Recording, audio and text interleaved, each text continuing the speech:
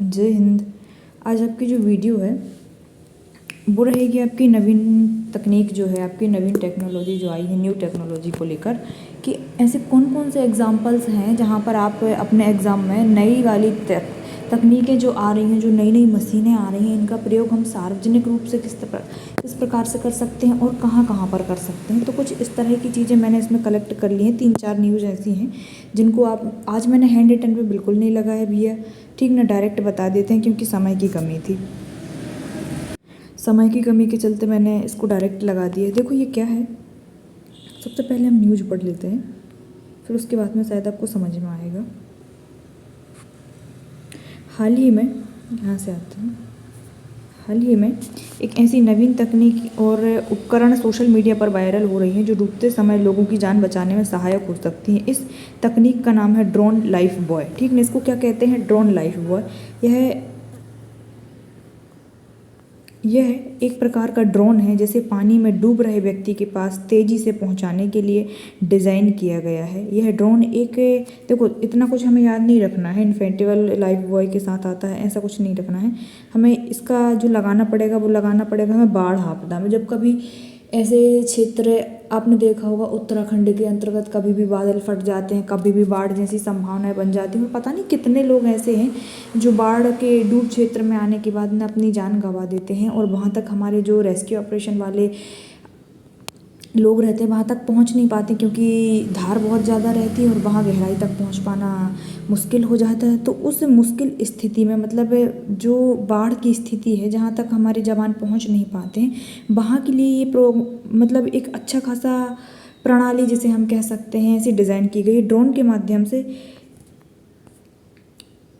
यहाँ से आते हैं, जिसे डूब रहे व्यक्ति के पास गिराया जाता है। व्यक्ति इस लाइफ बॉय को पकड़कर आसानी से तैर सकता है या फिर पानी में खुद को स्थिर रख सकता है, इनका ऐसा कहना है, ठीक ना। इस तकनीक का प्रमुख लाभ यह है कि यह तेज़ी से कार्य कर सकती है, उन क्षेत्रों तक पहुंच सकती है जहां सामान्यतः पहुंचना मुश्किल होता है। इसके अलावा कुछ ड्रोन में कैमरे भी लगे होते हैं जो लाइव वीडियो फीड प्रदान करते हैं जिससे बचाव कार्यों को बेहतर तरीके से संचालित किया जा सकता है, ठीक। ये बाकी चीज़ें अब यहाँ से भी देखा ही लो एक बार।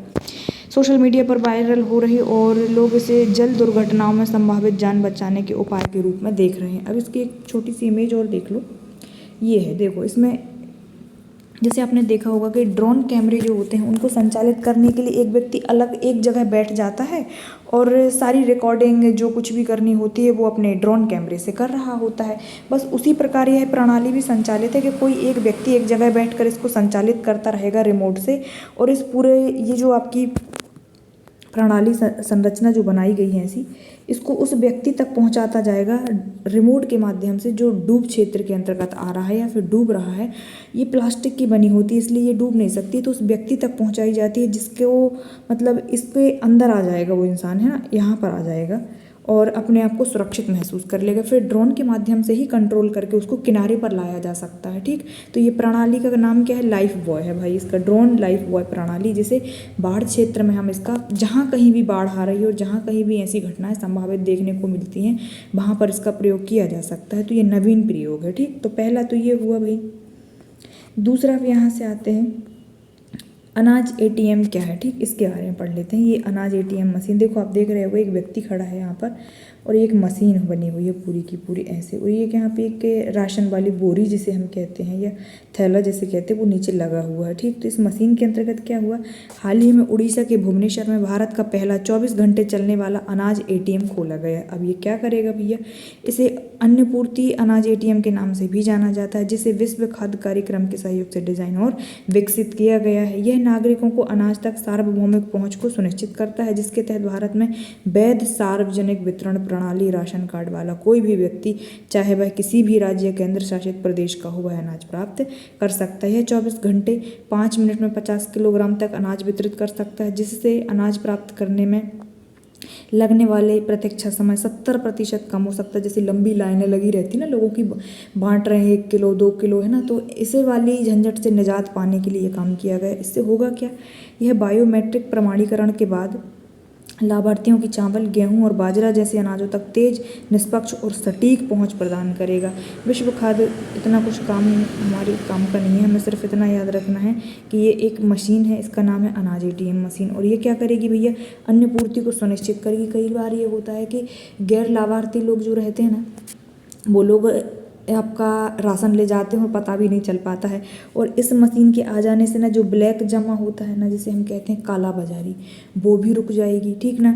और ये मशीन क्या करेगी भाई, 55 किलो तक का एक बार में बांटने में सक्षम है। तो जाहिर सी बात है, अभी काम कैसे करेगी कि इससे ना पारदर्शिता और ज़्यादा आ जाएगी। ये जो ब्लैक खोरी कर रहे होते हैं ना लोग, उनको अब मिलेगा नहीं ये सब करने के लिए इस वाली मशीन के सुनिश्चित होने से। तो ये कहाँ लगाओगे आप, सार्वजनिक वितरण, आपकी जो पीडीएस सिस्टम होता है, सार्वजनिक वितरण प्रणाली, उसको हम और अच्छा कैसे कर सकते हैं ताकि लोगों को तक हम अनाज पहुंचा सकें। उसके लिए हम एटीएम अनाज मशीन या फिर अनाज एटीएम मशीन का प्रयोग करके हम इस पीडीएस सिस्टम को और सुदृढ़ बना सकते हैं, ठीक।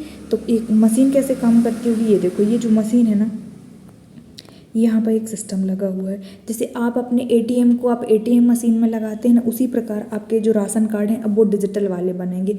आपको वो डिजिटल वाला प्लास्टिक का कार्ड जैसा एटीएम जैसी संरचना का जैसा होता है वही लेकर जाना होगा और आपको यहाँ पर इस मशीन में लगाना होगा। उससे आपकी जो एक स्पष्ट छवि, जिसे हम कह सकते हैं, सत्यापन हो जाएगा कि हाँ आप वही व्यक्ति हैं, पात्र हैं और अनाज लेने के लिए आए हुए हैं। तो जितना भी, जैसे कि एक व्यक्ति को 5 किलो देना है तो 5 किलो के हिसाब से मशीन आपको प्रदान कर देगी बिना किसी इंसान के, वो भी, ठीक ना।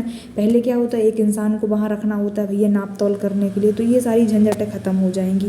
तो एक काम आप ये कर लीजिएगा कि सार्वजनिक वितरण प्रणाली में एटीएम मशीन का मतलब अनाज एटीएम मशीन का प्रयोग क्या करेगा, खाद्य आपूर्ति को सुनिश्चित करेगा, साथ ही कालाबाजारी को रोकेगा, भ्रष्टाचार को कम करेगा, ठीक। तीसरी न्यूज़ क्या है, अच्छा थोड़ा सा यहाँ से भी पढ़ लो भाई। अनाज एटीएम एक प्रकार की मशीन होती है, इसके बारे में थोड़ी सी थ्योरी अगर पढ़ लोगे तो थोड़ा और क्लियर हो जाएंगे आपके कॉन्सेप्ट। अनाज एटीएम एक प्रकार की मशीन होती है जो लोगों को स्वचालित रूप से अनाज प्रदान करती है। यह मशीन सामान्यतः राशन की दुकानों या सार्वजनिक स्थानों पर लगाई जाती हैं। उपयोगकर्ता को मशीन में अपनी पहचान पत्र या राशन कार्ड डालना होता है, मतलब कि वही जिस प्रकार हम एटीएम की बात कर रहे हैं, है ना, उसी प्रकार आपको राशन कार्ड भी डिजिटल वाले होने चाहिए, तब जाके वो उसमें लगेंगे, और है ना। और मशीन से अनाज की उचित मात्रा प्राप्त की जाती है। यह प्रणाली मुख्यतः गरीब और ज़रूरतमंद लोगों को आसानी से अनाज मुहैया कराने के लिए बनाई गई है, ठीक। तो ये हो गई इसकी थ्योरी सेक्शन है। यहाँ से हो सकता है आपके कॉन्सेप्ट और ज़्यादा क्लियर हो गए कि ये मशीन किस प्रकार काम करेगी। अब यहाँ से आते हैं, प्राकृतिक संसाधनों की चोरी जो होती है उसे रोकने के लिए यह सिस्टम काम करेगा। इस सिस्टम का क्या नाम है, अनुश्रवण प्रणाली, इसका ये नाम है, ठीक ना। इस प्रणाली का क्या नाम है, अनुश्रवण प्रणाली। ये क्या है, झारखंड के धनबाद में रहने वाले तुहिन नाम है इस व्यक्ति का, तुहिन भट्टाचार्य जी ने कोयला और चंदन जैसी प्राकृतिक चीज़ों की चोरी रोकने और अर्थव्यवस्था को नुकसान पहुंचाने से बचाने के लिए एक सिस्टम तैयार किया गया है। उन्होंने अनुश्रवण तैयार किया है, मतलब इस पूरी टेक्नोलॉजी का नाम ही इन्होंने नाम दिया है अनुश्रवण प्रणाली, ठीक ना। तो ये क्या करेगी कि तुहिन धनबाद के कोयला नगर स्थित एक निजी स्कूल के 11वीं कक्षा के स्टूडेंट हैं। अब हम इतना कुछ तो नहीं करेंगे, लेकिन ये प्रणाली हमारे काम में कैसे आ सकती है वो यहाँ से देख लेते हैं। अनुश्रवण ऐसा सिस्टम है जो चंदन व कोयला आदि की चोरी को रोकता है। जब भी ऐसे सामान को वाहनों पर लोड किया जाता है, मतलब अवैध प्रकार के, ठीक ना, अवैध की बात हो रही है, अवैध रूप से अगर लोड किया जाता है, या उसका शुरुआती वजन चेक करता है और जीपीएस वाहन के हर मूवमेंट को ट्रैक करता है। अगर इस बीच वाहन से चोरी होती है, मतलब कि या वाहन का वजन घटना या गलत रूट पर जाता है, तो यह सिस्टम कंट्रोल रूम को मैसेज भेज देता है। इस तरह की गड़बड़ी का पता चलेगा। तो हमें इस तरह की जो हमारे प्राकृतिक संसाधन है, चाहे जंगलों में कटाई हो रही हो या अवैध व्यापार के तहत एक जगह से दूसरे स्थान पर पहुंचाया जा रहा हो, तो उसकी ये हमें जानकारी देगा। थोड़ी सी थ्योरी और पढ़ लो यहाँ पर भाई, ये लो। अनुश्रवण प्रणाली एक तकनीकी प्रणाली जिसका उपयोग प्राकृतिक संसाधनों की निगरानी और सुरक्षा के लिए किया जाता है। यह प्रणाली विभिन्न प्रकार के सेंसर, उपग्रह और अन्य उपकरणों का प्रयोग करके डेटा को इकट्ठा करती है, जिससे यह पता लगाया जा सकता है कि किस क्षेत्र में प्राकृतिक संसाधनों जैसे जंगल, पानी, खनिज आदि की चोरी या अवैध दोहन हो रहा है। तो भैया ये अवैध व्यापार को रोकने के लिए भी कारगर प्रणाली है। इसका क्या नाम है, अच्छे से याद रख लेना भाई, अनुश्रवण प्रणाली से हम कहते हैं, ठीक। तो ये 3-4 आपको बता दिए हैं भाई, ये आप अपने आंसर में मेंशन कर सकते हैं। अब हैंड रिटन पर लगाने का मेरे पास टाइम नहीं था, इसलिए मैंने इसको डायरेक्ट आपको ऐसे ही बता दिया। तो मिलते हैं फिर नेक्स्ट वीडियो में। Thank you.